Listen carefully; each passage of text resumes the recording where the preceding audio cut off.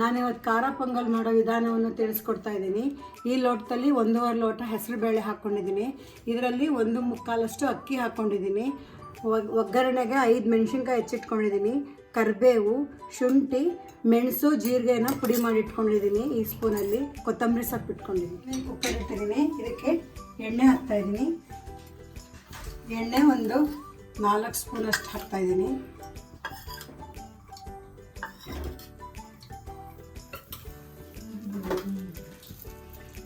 ಒಂದು 2 ಸ್ಪೂನಷ್ಟು ತುಪ್ಪ ಹಾಕ್ತಾಯಿದ್ದೀನಿ.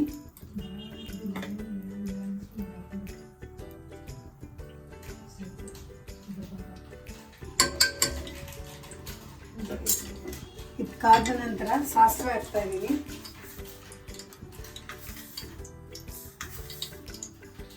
ಒಂದು ಸ್ಪೂನಷ್ಟು ಸಾಸಿವೆ ಹಾಕ್ತಾಯಿದ್ದೀನಿ. ಹೆಚ್ಚಿಕೊಂಡು ಹಸಿಮೆಣಸಿನ್ಕಾಯಿ ಹಾಕ್ತಾಯಿದ್ದೀನಿ. ಕರ್ಬೇವಿನ ಸೊಪ್ಪು ಹಾಕ್ತಾಯಿದ್ದೀನಿ.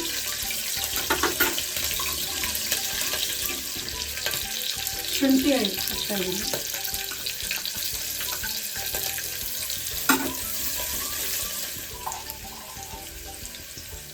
ಅರಿಶಿನ ಹಾಕ್ತಾಯಿದ್ದೀನಿ.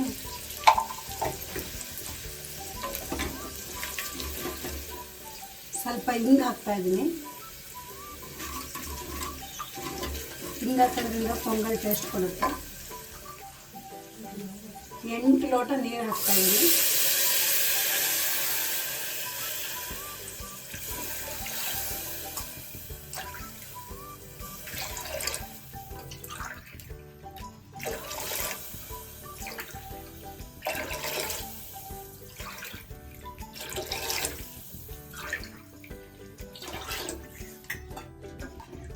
ರುಚಿಗೆ ತಕ್ಕಷ್ಟು ಉಪ್ಪು ಹಾಕ್ತಾಯಿದ್ದೀನಿ.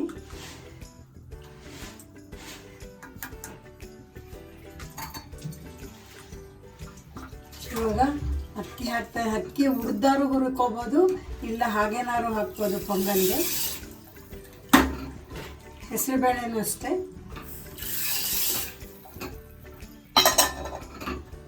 ಜೀರಿಗೆ ಮೆಂತ್ಯ ಪುಡಿ ಹಾಕ್ತಾಯಿದ್ದೀನಿ. ಮೆಣಸು,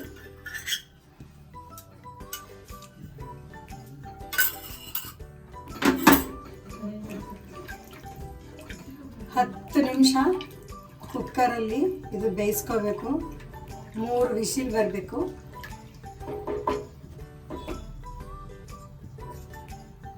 ಕಾಲು ಗಂಟೆ ಆಗಿದೆ, 3 ವಿಸಿಲ್ ಬಂದಿದೆ. ಇವಾಗ ಕುಕ್ಕರು ತೆಗಿತಾ ಇದ್ದೀನಿ.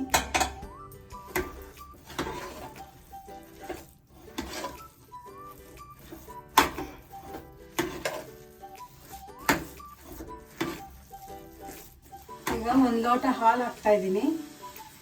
ಹಾಲು ಹಾಕಿದ್ರೆ ಪೊಂಗಲ್ಲು ಟೇಸ್ಟ್ ಬರುತ್ತೆ.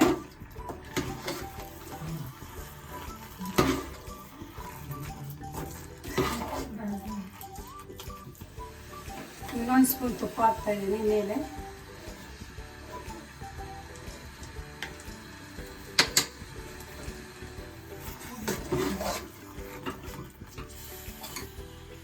ಈಗ ಮೇಲೆ ಕೊತ್ತಂಬರಿ ಸೊಪ್ಪು ಹಾಕ್ತಾಯಿದ್ದೀನಿ.